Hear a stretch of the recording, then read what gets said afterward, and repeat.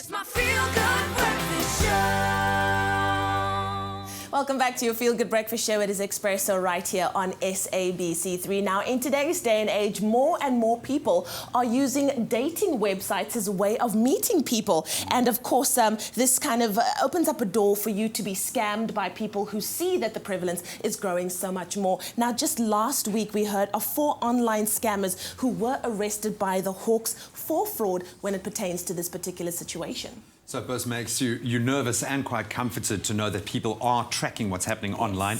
Well, Susan Potgieter now joins us. She's the General Manager from the South African Banking Risk Information Centre, playing a vital role at the moment. She joins us on the line to talk about scamming, specifically on dating websites. Very good morning, Susan. Good morning to you and the viewers. Thank you so much for joining us on this beautiful Monday morning. I know we've got to get quite serious now. This is something that we are seeing surface more and more often. How widespread is scamming on dating websites specifically, Susan? Right, whilst this is not a crime that affects the banks directly, it does so happen that victims do turn to the bank for assistance once they realized what's happened to them. So based on the reports from our members, there's definitely an increase because their customers are telling them that they're falling victim. Now, Susan, is there a particular profile that scammers tend to target? Absolutely. It's clear that scammers are looking out for ladies who appear to be affluent. Now, you would say, how can they see that from our profile? But it's actually quite easy.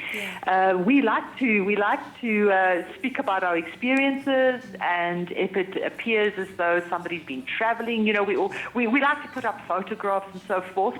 And it's definitely clear that they are wanting to target and choosing people who they believe could have access to money.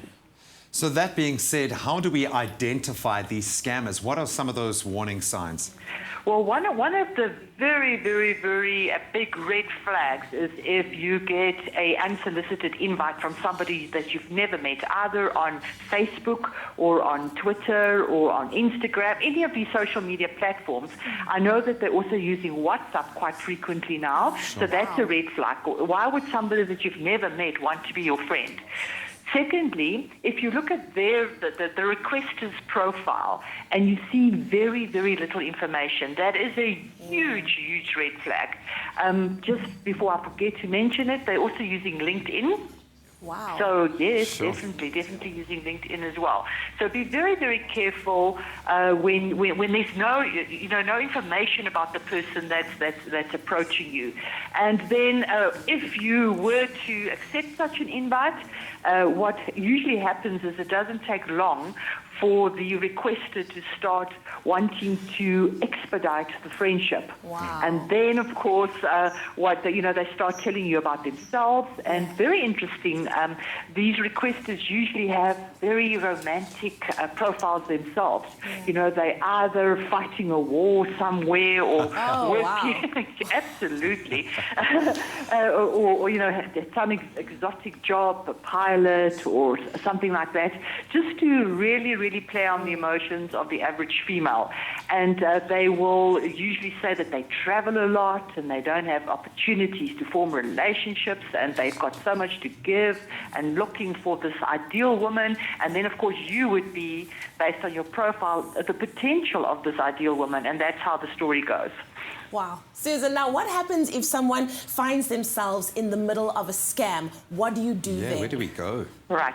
So, first and foremost, what will happen as well is they'll start asking for money. The request would be along the lines of, I want to come and visit you, but I can't afford a plane ticket, or I need some emergency. I have money invested and I can't get the money released in time, or I've got a medical emergency, and that kind of story. So that's the red flag, that that you've now really been scammed. First thing is, do not pay away money to people that you've never met. Don't do that. Don't pay any money to them. People think banks can help, and banks most certainly will try their utmost to support a victim, especially if the victim is their own customer.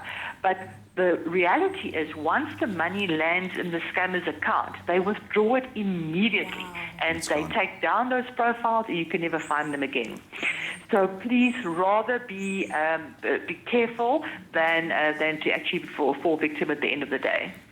Susan, thank you so much for joining us. I think we could probably extend this chat for hours, but thank you for Absolutely. keeping your finger on the pulse of what's happening out there and keeping us safe as well. Susan Potgieter, the General Manager of the SA Banking Risk Information Centre. So if you get a dubious email asking for money because he's trapped out in space for the last 20 years, You need to probably stay there, not honey. true. Probably not true. You need to stay wherever it is you are. Well, it is time for us to continue with more important chats on your Feel Good Breakfast Show. Over to the team.